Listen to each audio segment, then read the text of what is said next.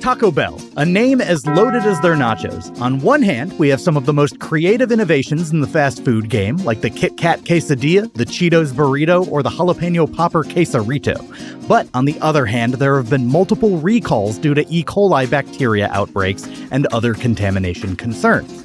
But despite its risks, Taco Bell's reputation is still that of a beloved fast food institution for those who dare to dream.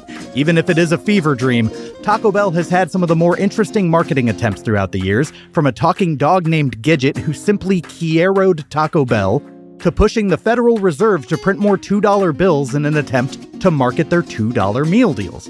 And while the brand is often an easy target for a punchline about food poisoning, it's all just so damn affordable that it's hard to stay away.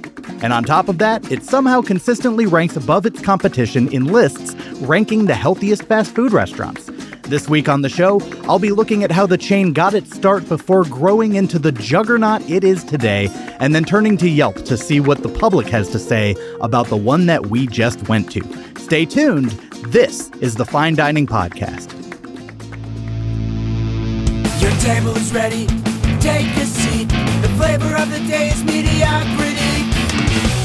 Wouldn't you like to try a bite? Guarantee it'll be the perfect bite. Fine dining. Better than you thought, worse than you hoped. Fine dining. We don't treat mediocre as a joke. Ranking every single place we've been, looking for the perfect 5 out of 10. I did not know that about the $2 bill. Their impact. That's amazing. Look, you're a ringer. You're a total positive bias towards Taco Bell. I am. So this is going to be, I don't want to say an uphill battle as though I have an agenda, but I am trying to get us to be as objective as possible. But we'll get into that. They impacted the treasury? They attempted to. Okay, that's amazing. Also, I forgot about Gidget. Yeah. I had a little stuffed Gidget. Is he dead? Yeah, a dog that was alive in like 1999, 2000 is not alive today. Chihuahuas live for a long time. I don't know. Hello, and welcome to the Fine Dining Podcast, the search for the most mediocre restaurant in America.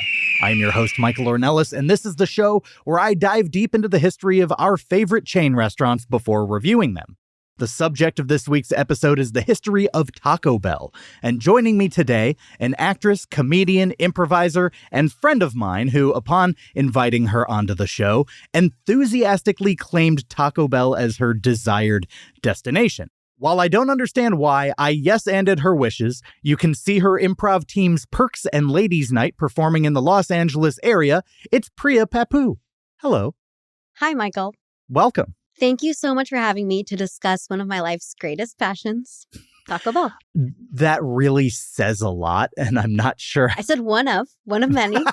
That is true. You're not a sole devotee of Taco Bell, but you are in the cult. I'm in the cult, yeah. Yeah. I really do love fast food, but it's definitely my favorite one. Interesting. Mm-hmm. It's on my, what I call trash tier restaurants. We're going to fight. It's one of the places that I avoid. Genuinely, Taco Bell, Jack in the Box, Subway, Papa John's, White Castle. Those are kind of my bottom 5. Taco Bell is not in the same class as White Castle and Subway. I don't know. It's a reputation I've had. I think those very, very cheap menus make me so suspicious. Every fast food place has a dollar menu, though. It's true, but I think Taco Bell is kind of next level known for that very, very cheap stuff. And I'm like, well, you're making cuts to quality somewhere, but... Are they? Let's check. We'll get into it. But before we dive into the history of Taco Bell, I want to dive into your history of Taco Bell. Why do you have this passion for Taco Bell? What made you look at the list of places that I offered you and go, Taco Bell? What's the story here? I was thinking about this because as we were there, I was like, this feels so emotionally charged for me. Why is that? Honestly, it felt like you were defending a child. Yeah. Well, like any criticisms I have, you were like, yeah, well, but he's sweet.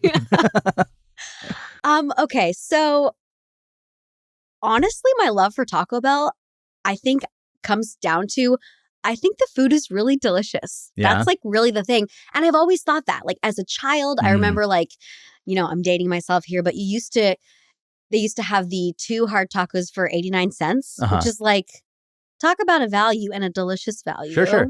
But yeah, I have a lot of memories of like going as a kid.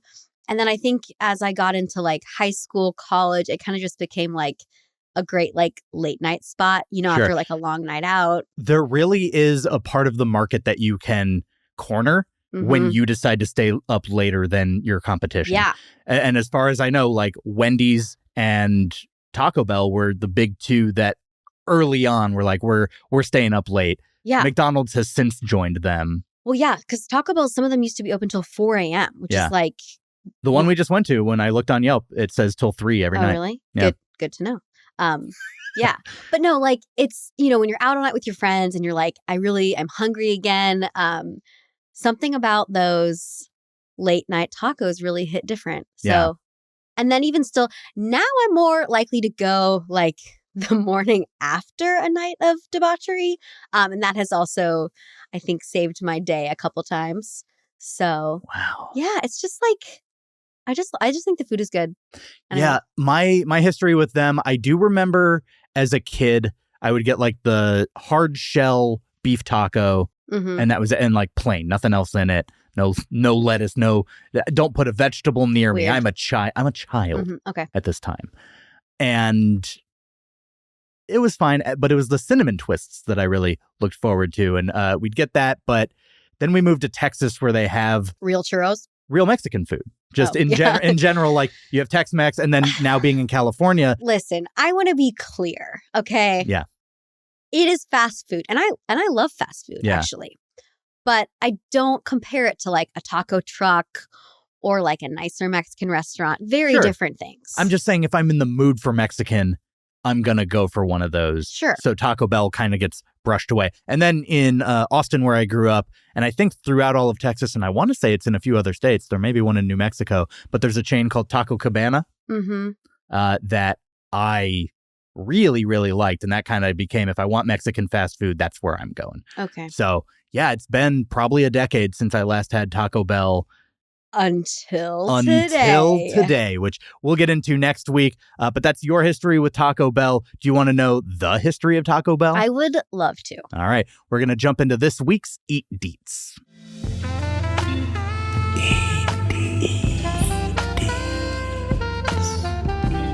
Eatery details. Before founding Taco Bell in 1962, Glenn Bell operated Taco Tia, selling tacos, hamburgers, and more. Seeing the popularity of tacos, he focused entirely on Mexican-inspired cuisine with his new venture. The thing that I don't like is that this is a white man. The thing that I do like is that his last name was Bell. So he truly was just like, let me take my name. I'm making tacos, and my name's Bell.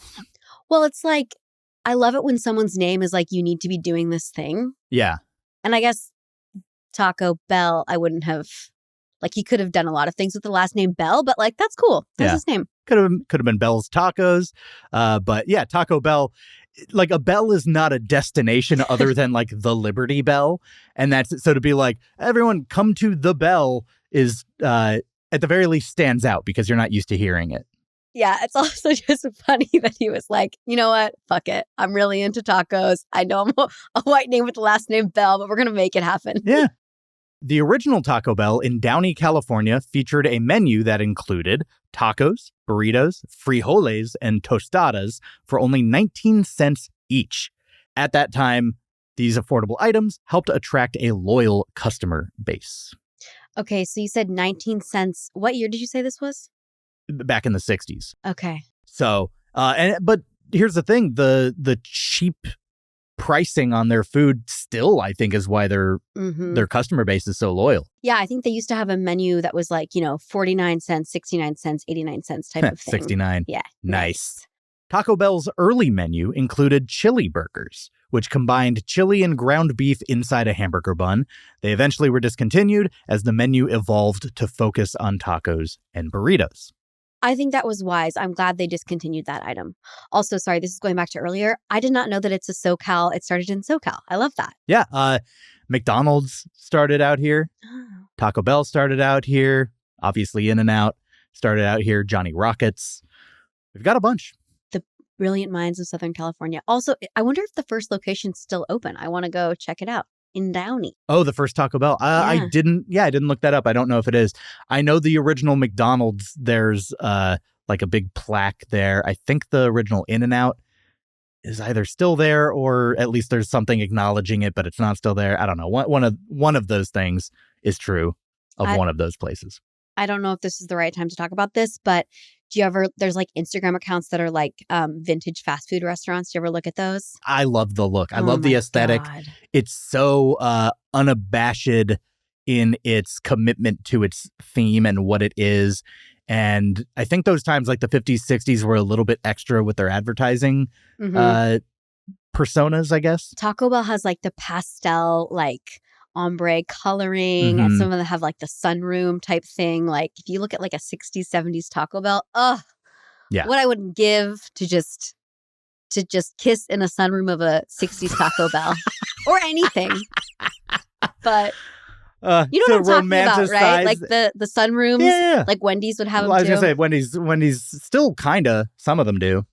The vintage Taco Bell aesthetic is chef's kiss. so good. Yeah.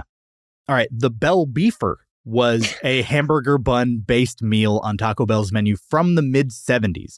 They were on the menu in the 60s as well, to the mid 90s. So they were around for like 20 years with a short comeback in the early 2010s as an update to the Bell Burger.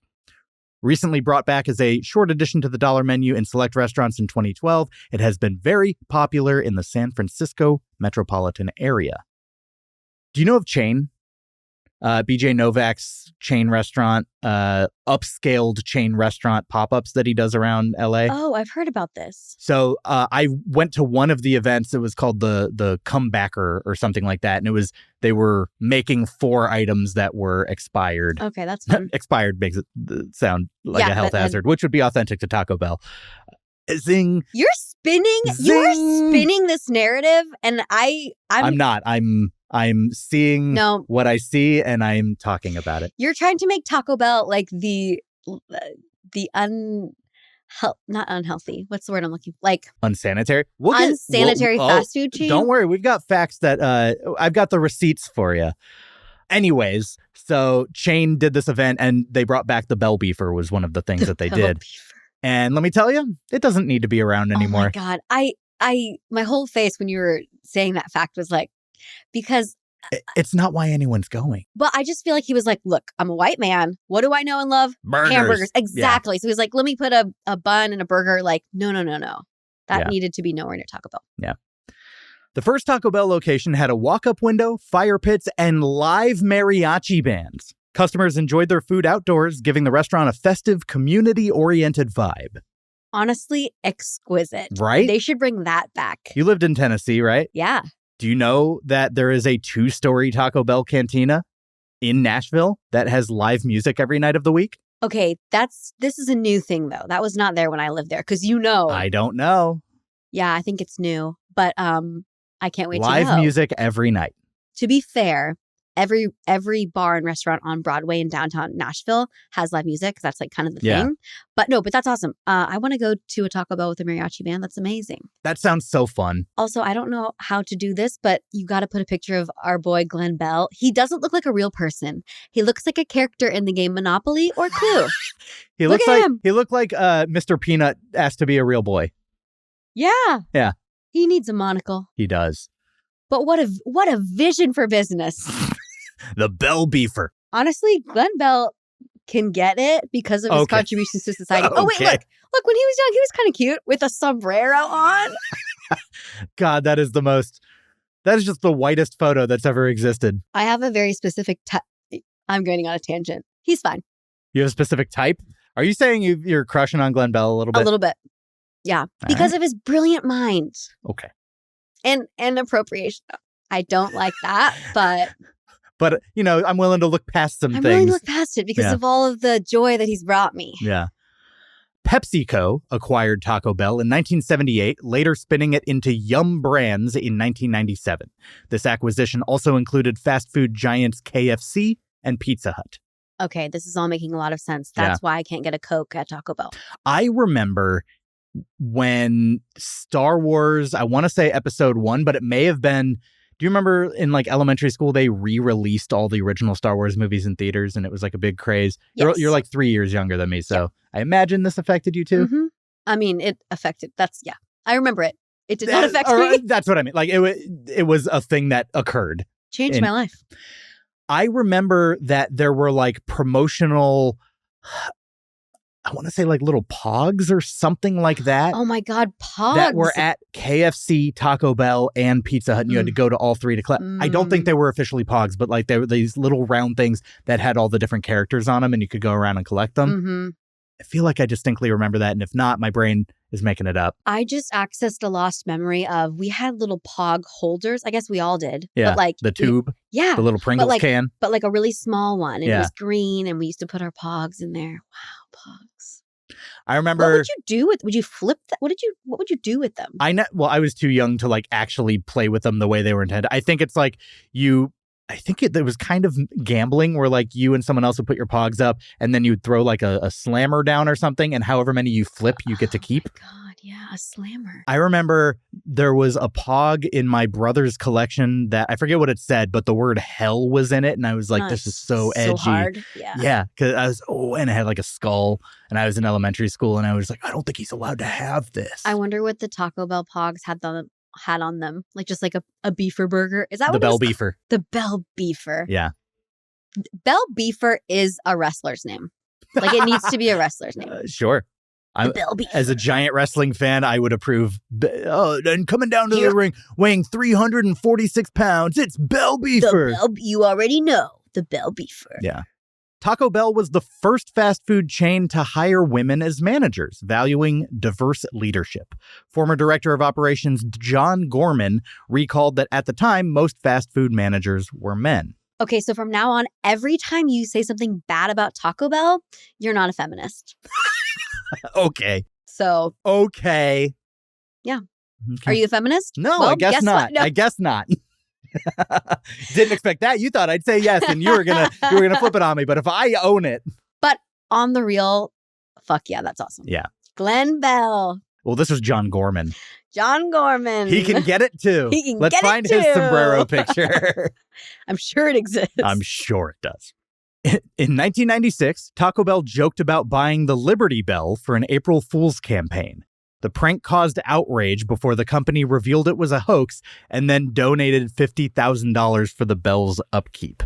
What a gorgeous flex. Because first of all, I'm sure the people that were like, the Liberty Bell, and then Taco Bell being like, you know what? Fine. Here's a cool $50K for your bell. I also think it is funny to be like, they could just say, just kidding. They don't owe 50 grand. Like, no, what? I love the commitment to the bit. Like, fine, here's $50,000. The most egregious marketing campaign I've ever heard is Pizza Hut in the late 90s was genuinely looking into having their logo lasered onto the moon so that you could see it from Earth. But to accomplish it, it would have had to be the size of Texas. And they were like, oh, that's probably too big of an undertaking. Also, how much does that cost? I don't know. Pizza Hut is doing better than I thought, apparently. Well, in the late 90s, they were king. That's true. Yeah. The Taco Bell Chihuahua, Gidget, starred in ads with the catchphrase, Yo quiero Taco Bell, meaning I want Taco Bell, and took the world by storm. But despite being memorable, it didn't significantly boost sales, so the campaign was canceled in 2000. Wait, so it only ran for a year? Yeah. That is so Didn't crazy. It feel like... It felt like forever. It really... Yeah. I looked forward to those ads. I thought it, especially because we were kids, so you see something like cute on TV and you reverberate with it a little bit more than maybe an adult who's like, oh yeah, I guess that's a thing. I am shocked that it was only a year because the impact. Yeah. Yeah. That very same Chihuahua also starred in the 2003 movie Legally Blonde 2, Red, White, and Blonde. What I would not give to have Gidget's credits on my resume as an actor. Are you kidding me? A Taco Bell campaign? A movie as iconic as Legally Blonde? Two.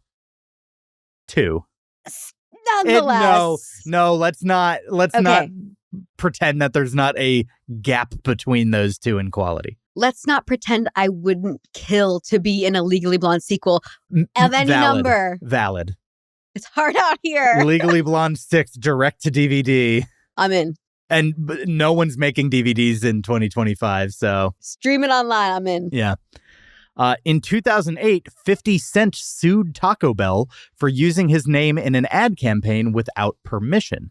The campaign playfully suggested he change his name to 79 cent, 89 cent, or 99 cent. Not worth it. Not a funny joke. And I'm shocked that they didn't know that they had to talk to him first. And also, I hope they just gave him $50,000. You know what? Yeah. Yeah. That's the cure-all for everything from Taco Bell. I mean, it would cure most things for me. Yeah. $50,000? I don't think it would go as far as you think it would. You're probably right. Yeah. But, I mean, it's nice. Yeah. Billy Mays was slated to be a spokesman for Taco Bell before his untimely death in 2009. His involvement would have brought his trademark enthusiasm to Taco Bell's marketing. But beyond the enthusiasm, why Billy Mays, of all people? Billy Mays? I don't know. Taco Bell? Taco Bill? Maybe. Taco Bell could have anyone in the world, and they were going to go with Billy Mays. Let's not act like everyone is like on the Taco Bell train. Just because you are. I have great taste, so. It just seems I can't make the connection other than like he's a guy, you know? I would be a sellout, but I would totally be the face of Taco Bell if ever offered. They would never offer Outback Steakhouse, though. Hit me up. I love Outback. I love Outback, too. I think another time. I think the Bloomin' Onion is perfect. They have a really good burger. Yeah, that's what I get. Which is like random. And they have the Bloomin' Burger where they put Bloomin' Onion petals in the Bloom sauce and you add bacon to it. It won the first year's Septemberger tournament. Oh, wow. You know, it's funny thinking about things that you eat as a kid. If you have had these experiences and you're like, oh my God, this is the best thing I've ever tasted. And then you grow up and you're like, what? Like, I remember having a burger at Outback as a kid and being like, oh my God, this wow, is what a burger's this is the best to be. burger I've ever had in my life. And now I'm like, it was pretty good. It's good. Yeah. No, I love the burger at Outback. I'm not going to claim it as like the best burger I've ever had. My favorite burger in LA, there's the Bell Beefer. The Bell Beefer. Is that what I keep? It's Bell Beefer. It's the Bell Beefer. Okay, it's Bell Beefer. That's it.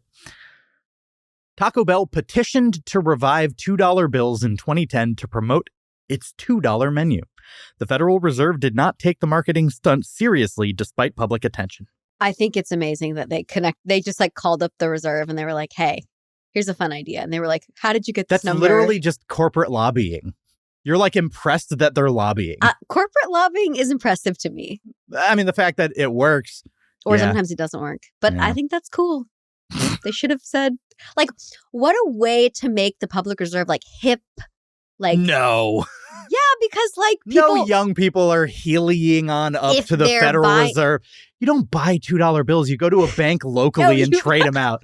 I'm going to go to the $2 bill store. Okay, but it could have been a really cute publicity thing to like make young people think about the Reserve because they're like, now I have a $2 bill and I'm going to Taco Bell. Tell me more about the $2 bill. You know what I mean? No? Okay. I don't think I think they're just like, oh, this gets me a meal. But when you see a $2 bill, you're like, whoa. And by the way, it also doesn't because it like there's tax. You need $2 bills plus like 8 cents or 16 cents or whatever. It didn't work. It didn't go through. It didn't work. So because it was flawed. In 2011, Taco Bell's beef was confirmed to contain 88% beef and 12% seasoning and fillers. The company had responded to a lawsuit with full-page ads defending the quality of its ingredients. Let me be clear. Those percentages, I'm not shocked by that, and I'm okay with it. Yeah, especially if it's like seasonings. You know, it's not like 96% food and 4% wood or, you know, whatever. Yeah. Like, that's more alarming. So, like, seasonings and stuff, I give them that. But also a full-page ad defending the quality of the meat. Maybe don't do that. A little defensive. We all know. Yeah. The launch of the Doritos Locos Tacos created over 15,000 jobs and required 2 years of development. Over 40 recipes were tested before the final product became a massive success. You want to talk about a match made in heaven? Doritos and Taco Bell? Yeah. Here's the thing, though. I want the salsa verde flavor Dorito made into a Doritos Those are Locos. really good Doritos. I would have that. Those to me are the pinnacle of Doritos. I agree because it was just Cool Ranch and the nacho cheese, right? And Yeah. both of those have a variation at Taco Bell now. Mhm. Yeah. But a salsa verde Doritos Locos Taco would get me back to a Taco Bell. Yeah. No, I'm on board with that. Delicious Doritos. Honestly, I just if I could have thought of that idea, I would be rich. I like how you're going to be like million rich. I don't know. I would have at least $100,000. I would own at least one home. Yeah. Now, speaking of crazy culinary concoctions, Taco Bell's top minds can't be stopped. Over the years, they've gone out on a branch and sold the following items. More Doritos Locos variants, including Fiery and Cool Ranch, a Cheetos burrito, the beefy Fritos burrito. They love chips. And they I love Frito-Lay. chips. Yeah. The naked chicken chalupa, a crazy offering where the shell was made of crispy chicken, as well as naked chicken chips with the same idea. They had the firecracker burrito, which literally contained spicy red strips that gave a Pop Rocks type fizzle as you ate it, but spicier. The double-decker Supreme Taco was exactly that, a double-decker of tacos with an extra shell in the middle, kind of like the Big Mac of tacos. The Jalapeno Popper Quesarito took the quesarito idea, a burrito with a quesadilla layer around it, and shoved it full of jalapeno poppers. And lastly, the Kit Kat Chocoladilla was a tortilla filled with melted Kit Kats because why not? Yeah, why not? That's crazy. It's crazy. I love that you said the top minds at Taco Bell, though, because no one is innovating like Taco Bell. I give them that.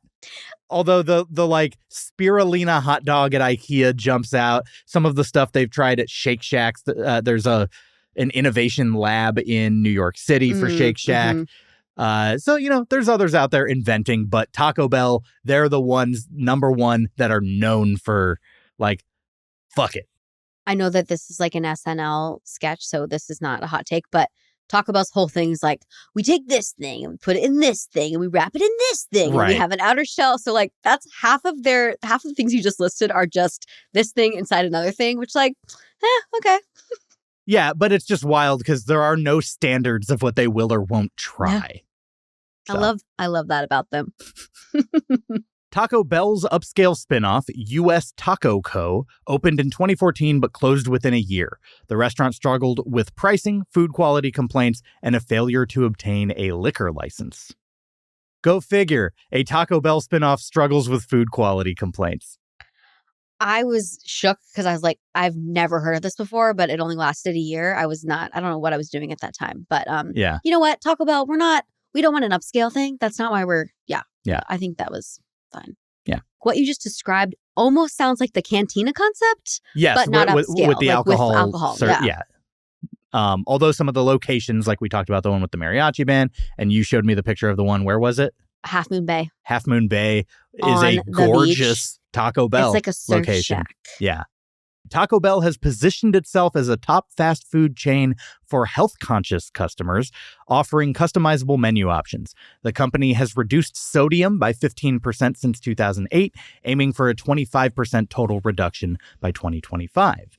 So I'm intrigued, but I'm just thinking it has to be the bun. That's what makes it healthier. Like there's not a lot of bread in Taco Bell bun, at all. the shell? The lack of bun. I was going to say, you're not thinking outside the bun right now. Yeah, no, sorry. I was like, why is it healthy? It must be just because of the lack of carbs. Like there's not a lot of breaded components. Yeah. Which must be the reason it's healthier, question At mark? least the number of options are. Yeah. Yeah. They replaced artificial flavors and colors with natural alternatives and introduced cage-free eggs to the breakfast menu in 2018. Taco Bell also serves chickens raised without antibiotics that are important to human medicine in U.S. restaurants, so that you don't develop an antibiotic resistance because you've been eating Taco Bell. I'm learning all this for the first time. None of this would keep me from going to Taco Bell either way, but good for them. Well, I mean, here's the thing. You don't necessarily realize that if you get sick, your consumption of Taco Bell is the reason your body doesn't respond to antibiotics. That wouldn't be my first thought. No. That would be? No, it would not. It would be mine. But, that is why it is important to cut out antibiotics out of food, because it's your drug resistance that you don't want to lose. While these changes promote healthier eating, customers can further customize their orders by choosing vegetarian or vegan options or using the fresco option to replace cheese and sour cream with pico de gallo. But despite all of that, there have been numerous health scares associated with Taco Bell throughout the years.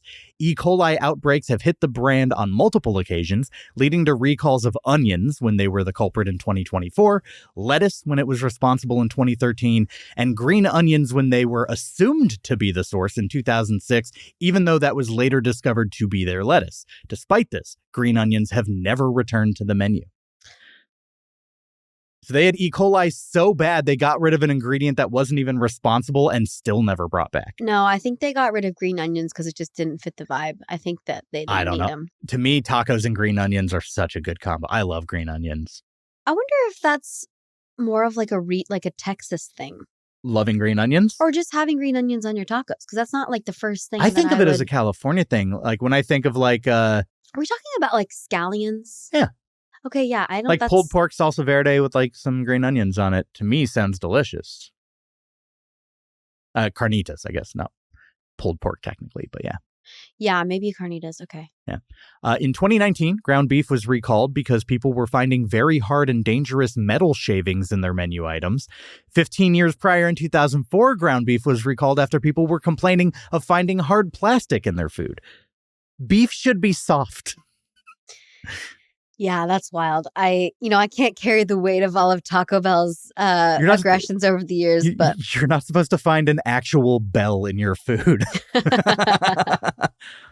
That's where the crack from the Liberty Bell went. It fell into the beef supply. Even grocery store releases weren't safe. Botulism concerns led to a recall of the in-store salsa con queso mild cheese dip in 2018, and in 2000, the grocery store Taco Bell branded hard taco shells were recalled because they used bioengineered corn from a company called Starlink that was not yet proven safe for human consumption.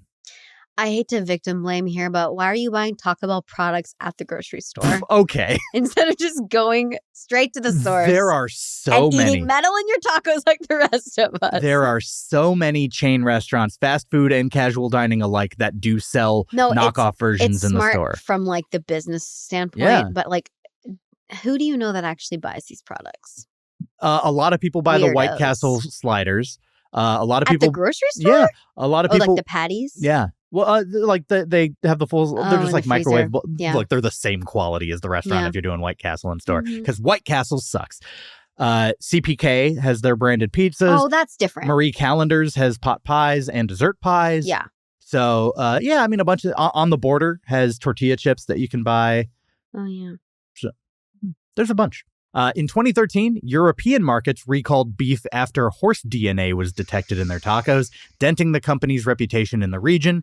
Even worse is the meat's packaging, which came from Romania, was properly labeled as horse meat, meaning at some point somebody knew and switched the labels to beef regardless, leading to an intense investigation. I'm glad that we've already eaten. Right. And that'll do it for this week's Eat Deets.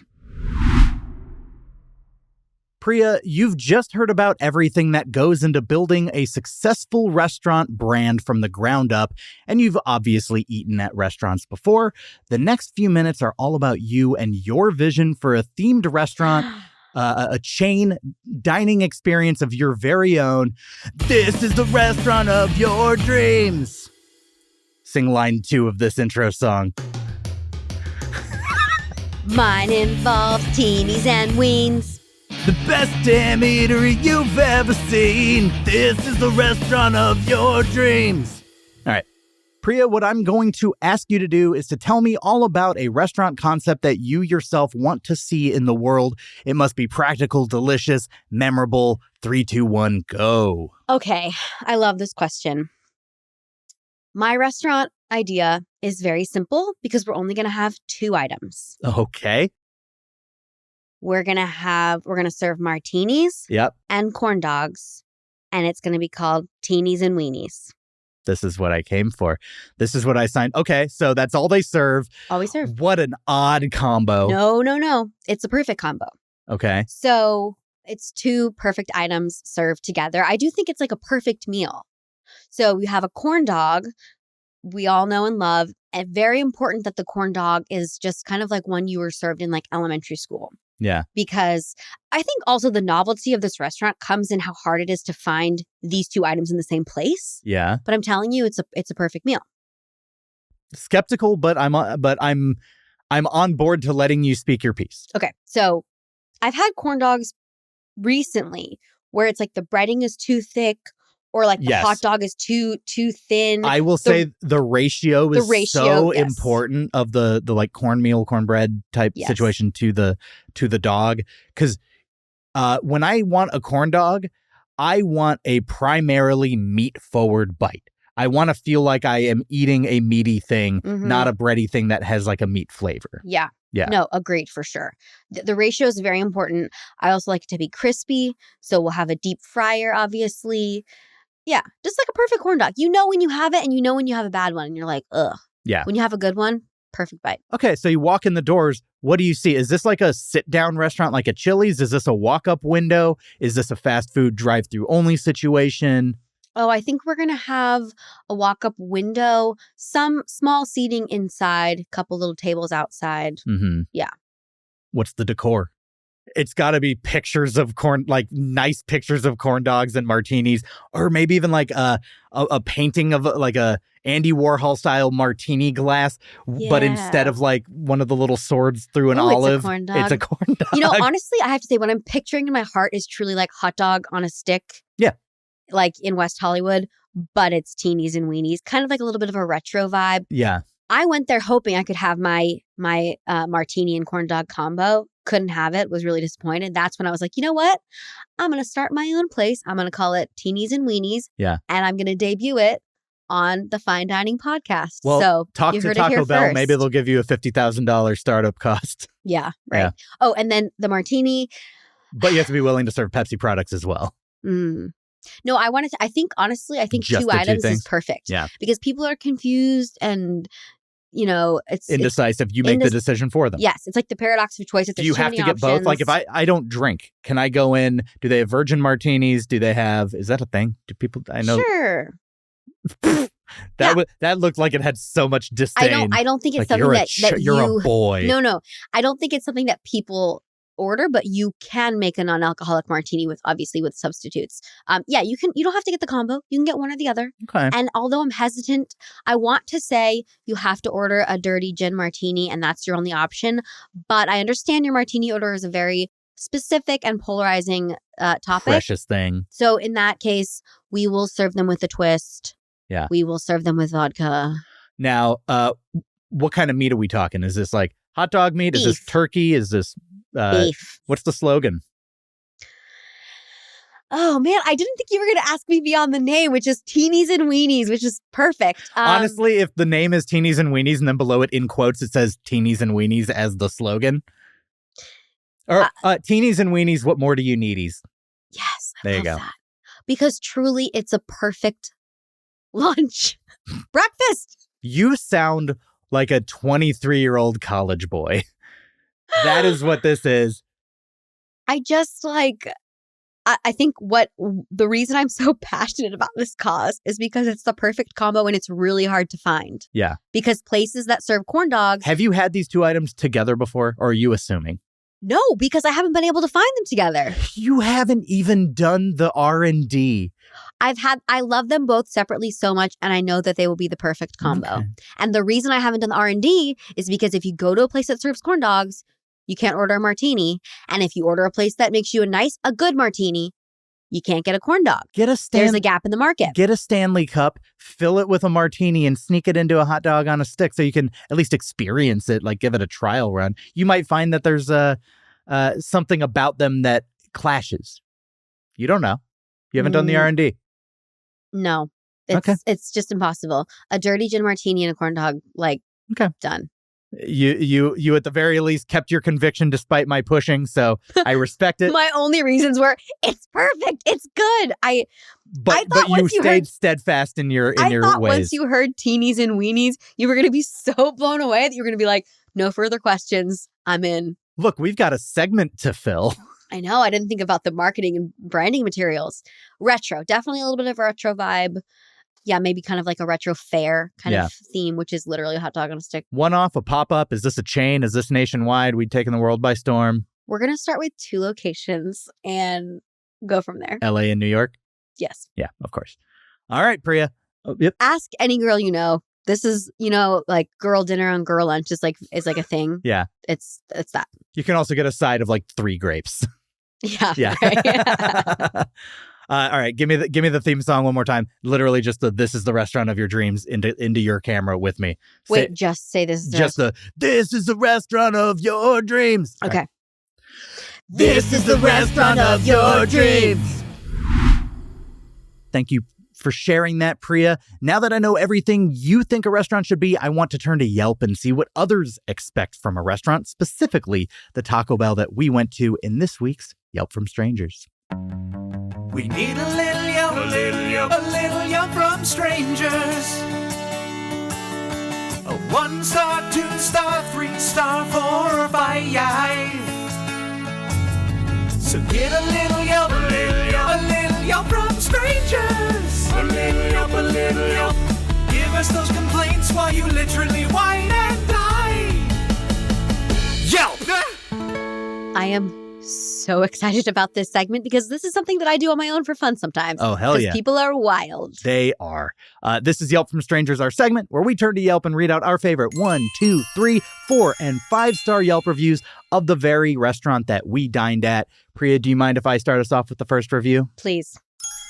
4-star review. This is a 4-star review from Monty S. from Glendale, California, July 26th, 2023. He writes, I found my wife cheating on me with Gabe Vincent from the Lakers. The best thing I have ever experienced, 10 out of 10. Oh my God. The best thing about Yelp reviews is when they have nothing to do with anything. And by the way, that's 4 stars. That is a 4-star entry. I wish that he would have just said, I found out this devastating news.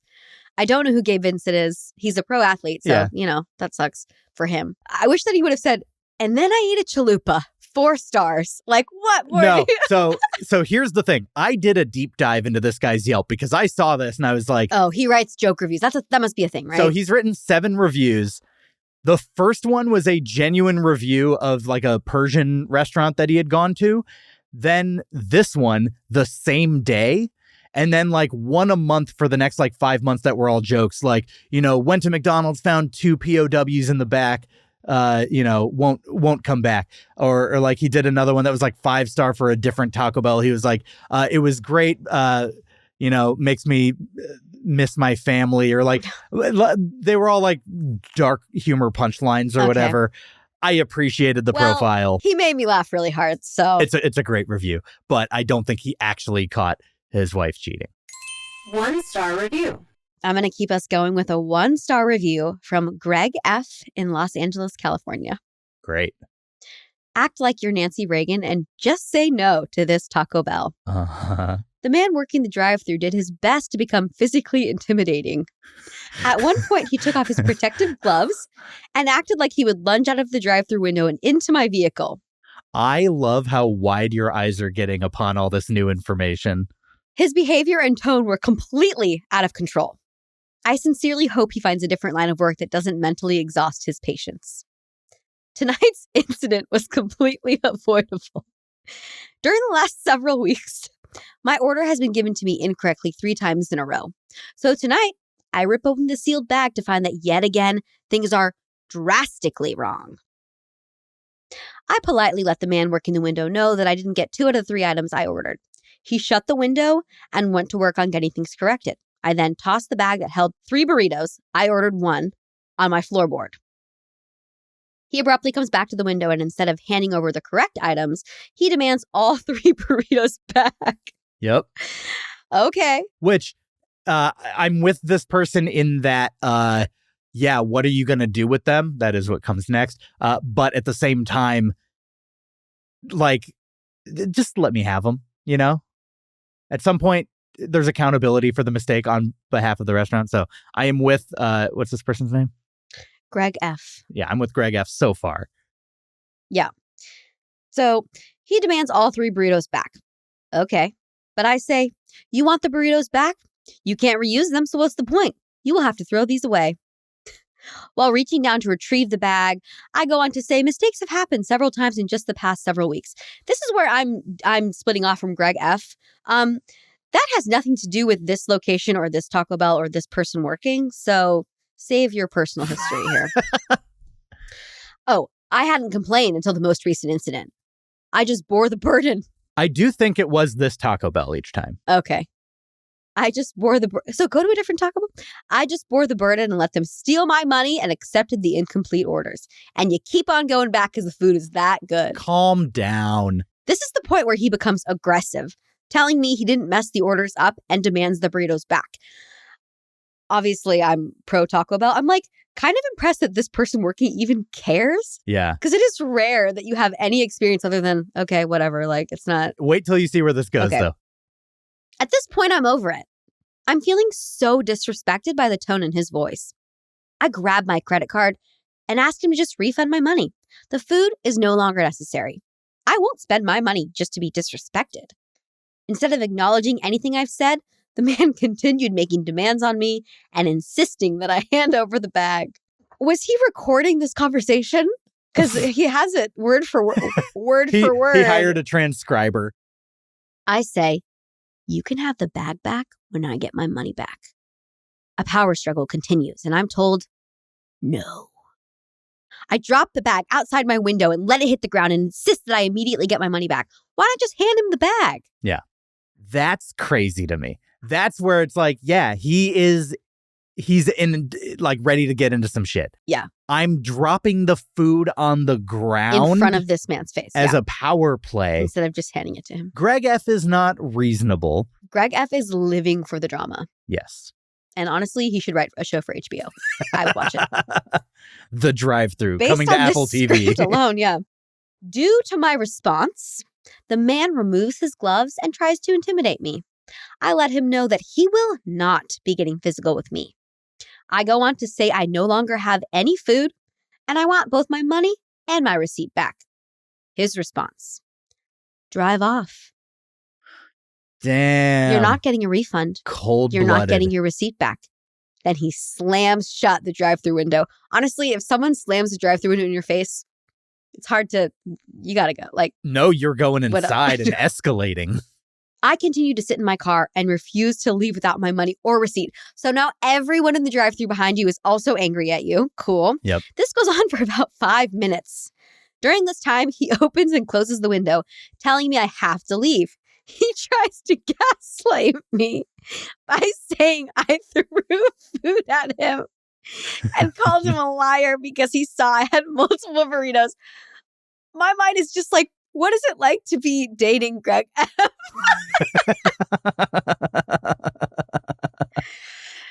I don't know if anybody is. Okay. Sorry. Okay.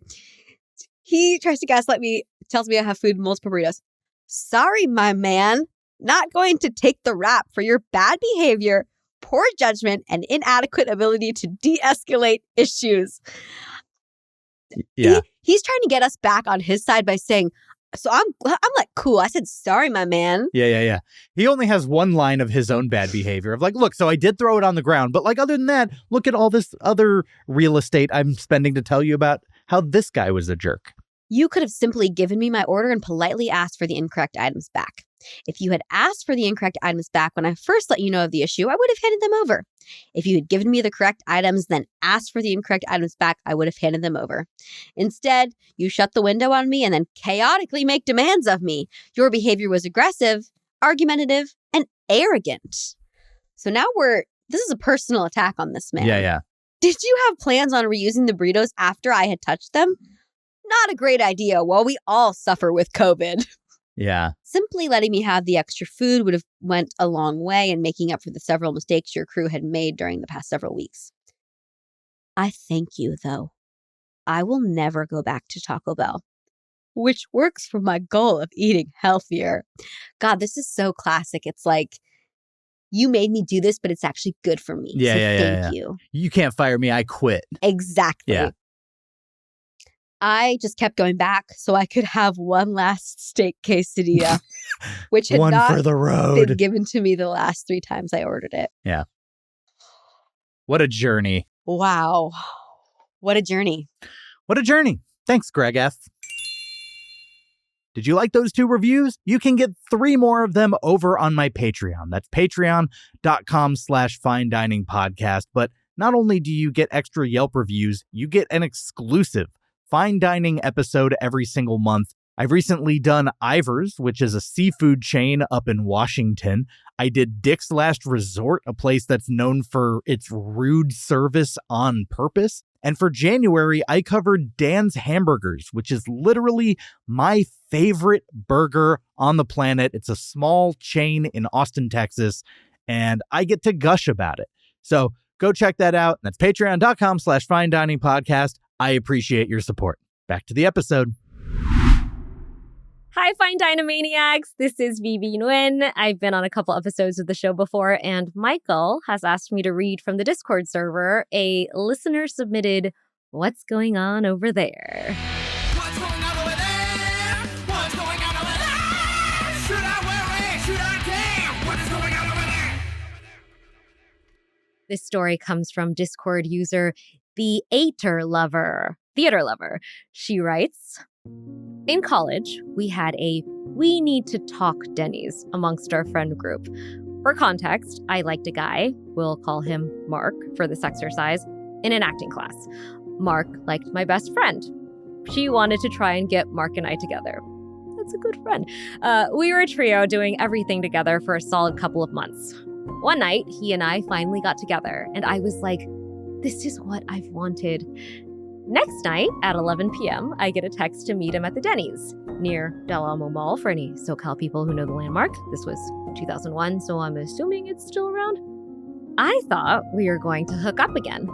Instead, it was a night of him crying, telling me it was a mistake, and he really liked her, and not me. Oh my God, Mark, what are you doing? I was kind of in shock over my club sandwich, but was like, that sucks, but okay. The day after, I got a call from my best friend that Mark had texted her and had her meet him at the same Denny's. This time he was crying about how he loved her and messed it up by sleeping with me. Oh my God, Mark. She was kind of freaked out. I'm freaked out too. A week later, he texted us both to meet him at, yep, the same Denny's. This time was to apologize to us both and propose that we all sleep together. Great idea, Mark. That way, we all got what we wanted. Are we sure about that? That's apparently when my best friend had to tell him that she wasn't into him at all, and it was awkward. A month later, he calls me and asks me out for real. I'm an idiot 22-year-old, so I'm like, sure, and we start sleeping together for a month or so. I think this is great. Turned out, the whole time he was sleeping with me, he was trying to go out with my best friend again. And we found out that he was also dating another of our friends. What the heck is going on? We found out because he took her to the same Denny's to break up with her. This Denny's is seeing a lot of action. Okay.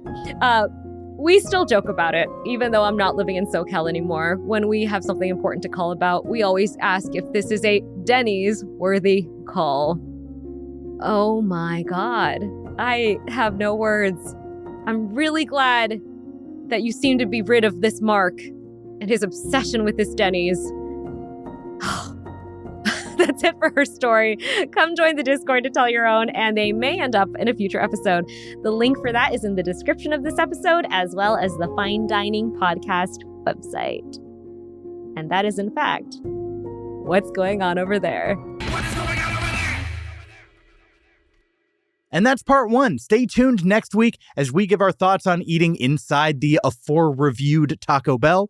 We'll go through everything that was good about it, everything that was not so good, and everything that was just there. That'll be in 1 week's time. In the meantime, Priya, where can people get more of you online? The best way to stay in touch with what I'm doing is on my Instagram, which is at @queen_pre_. That's where I post about my shows and whatever else I have going on. Pri is P-R-I. Yes. Not as in the prefix. That means before. Yes, thank you, Pete. Queen_pre, P-R-I_. Yes. And you can follow me on Instagram, TikTok, and Blue Sky at Fine Dining Podcast. I am especially on Blue Sky, trying to like actually be more of a person instead of just posting clips. And also, I started a Discord. So if you're interested, head on over to my website and there will be access to my Discord server and you can come chat and we can got a bunch of fun little threads for you. So come join that. As always, I have a Patreon where you can go hear the last 3 Yelp reviews as well as hear an exclusive episode every single month. That's patreon.com/Fine Dining Podcast. So we're just going to be sitting here for 1 week waiting on our table for us to review Taco Bell. Priya, thanks for coming on. Have a fine day.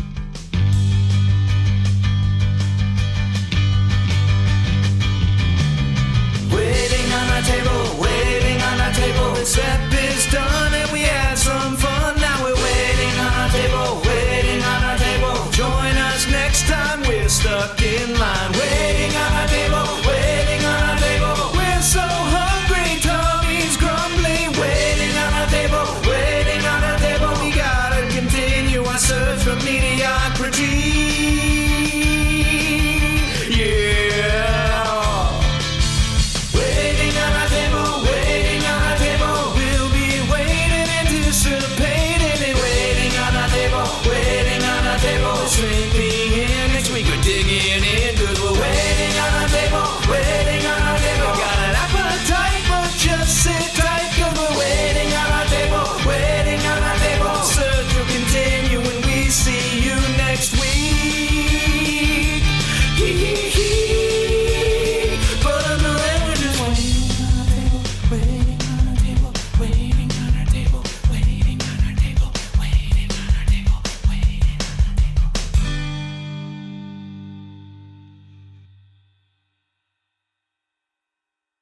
Have a fine day.